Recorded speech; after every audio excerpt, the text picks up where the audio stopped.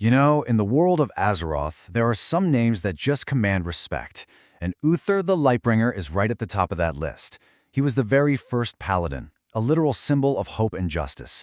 But the story of this hero isn't just one of glory. It's a story of absolute tragedy, soul-crushing betrayal, and a journey that went on long, long after he died. And get this, those aren't words he's saying to some faceless enemy. No, those were his last words to the student he loved like a son. This one sentence, right here, it just captures the immense heartbreak at the center of his entire story. So that's the big question, right? How does a hero, the hero, who is literally defined by his compassion and a sense of justice, get to a place of such pure, raw hatred? To really get the fall, we have to start with the legend he built. All right, so let's rewind. Long before all that tragedy, Uther wasn't just some guy. He was a legend. He was the living, breathing embodiment of the Holy Light, everything the Great Alliance of Lordaeron wanted to be. And this right here, this is what it's all about. A paladin wasn't just some super soldier, right? They were supposed to be these beacons of hope, mixing the raw power of a knight with the unwavering faith of a priest. And Uther? Oh man, he was the OG, the very first one. He wrote the book on it. And his rise to fame? It was insane. He started out as this super devout student, and then bam, the Second War kicks off, and he becomes the first of a brand new order, the Knights of the Silver Hand. People said just seeing him on the battlefield could turn the tide of a losing fight. It was actually his own protege, a guy named Turalyon, who gave him that iconic title, the Lightbringer. So, after the war, you'd think he'd kick back, right? Nope. He took on maybe his most important job ever, mentoring the young prince of Lordaeron, Arthas Menethil. And for Uther, this wasn't just a duty. He loved that kid like a nephew. And that bond, that deep connection, well, that's the fault line where everything, and I mean everything, is about to break. Okay, so this is where it all starts to go wrong. The undead plague hits, and it forces this terrible showdown between Uther's rock-solid principles and Arthas's growing desperation to save his people, no matter what it took. And this is really the heart of the problem, isn't it? You've got Uther on one side saying, hey, vengeance is not the way. If we give in to bloodlust, we're no better than the monsters we're fighting. But then you have Arthas staring into the abyss, basically thinking the ends justify any means. And it all comes to a head in the city of Stratholme. They get there and realize the worst. The city's entire grain supply is infected. Everyone is doomed. So Arthas makes this just horrifying call. We purge the city. We kill them all before they turn. Uther is just floored. He absolutely refuses. He tells Arthas he wouldn't obey that order even if he were king. And that's it. Arthas calls him a traitor, dismisses him, and the bond between them is just shattered. As Uther leaves, he says this to Arthas. And it's not just a warning, it's a prophecy. He knew, right then and there, that the prince had crossed a line he could never, ever come back from. The boy he knew was gone. And that terrible path Arthas chose, it leads straight to the most tragic moment of all. He goes off to Northrend, grabs this cursed sword called Frostmourne, and when he comes back, he's not a prince anymore. He's a Death Knight, a champion for a new, terrifying master. So the first thing Arthas does when he gets back, he murders his own father, King Taranis. Uther, completely heartbroken, takes on one last job, guarding the urn with the king's ashes. He makes his stand in Andorol, ready to protect the very last symbol of the kingdom he'd served his whole life.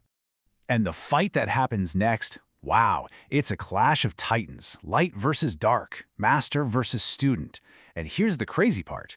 Uther almost wins. He's got the skill, the power, he actually knocks Arthas to the ground. But in the end, it's the sheer dark power of that cursed blade, Frostmourne, that gives Arthas the edge. So, at 64 years old, after a whole life of heroism, Uther the Lightbringer is killed. Not by some great demon or an invading army, but by the very kid he trained and loved. Just a devastating end to a hero's life. Or was it the end? Because here's where the story gets really wild. For Uther, death wasn't the end of the road. In fact, it's where things get way, way more complicated. That blade that killed him, it did something more than just end his life. It left a scar on his very soul. See, Frostmourne was no ordinary sword. It didn't just kill you, it literally shattered your soul.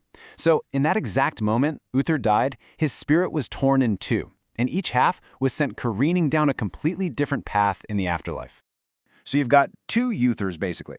One piece of his soul, the part with all his compassion and light, gets sucked into the sword itself, trapped in that final moment of betrayal forever. But the other half, it travels to the afterlife, to a place called Bastion. And this half is wounded, angry, and over time, that noble sense of justice starts to twist and curdle into pure vengeance. Now, in Bastion, the whole point is to let go of your past life to find peace, but Uther just couldn't.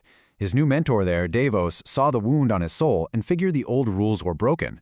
So when Arthas is finally defeated, years later, the two of them intercept his soul. And Uther, believing it's justice, casts Arthas straight into the Maw. Think of it as super hell.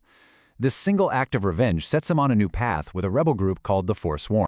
So, in his mind, Uther was finally getting true justice. But what he didn't realize was that his path of vengeance had totally blinded him. He'd allied himself with forces way darker than he ever could have imagined. And this, right here, sets up the final chapter of his story, the long, hard road back to being the hero he once was. And then the truth comes out, and it's a gut punch.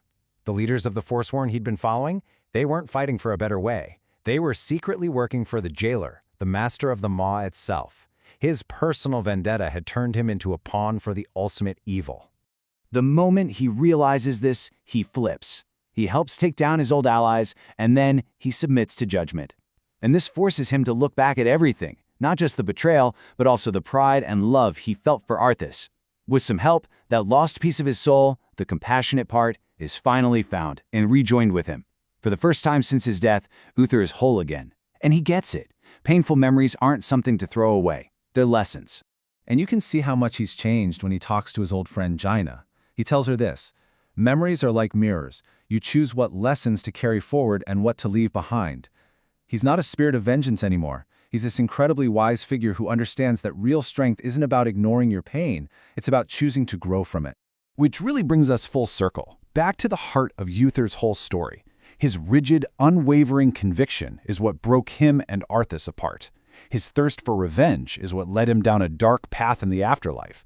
It was only when he found compassion again, for himself and, yeah, even for Arthas, that he finally found peace. So it leaves us with this big question, doesn't it? Is true strength found in being unbreakably right, or in having the compassion to forgive?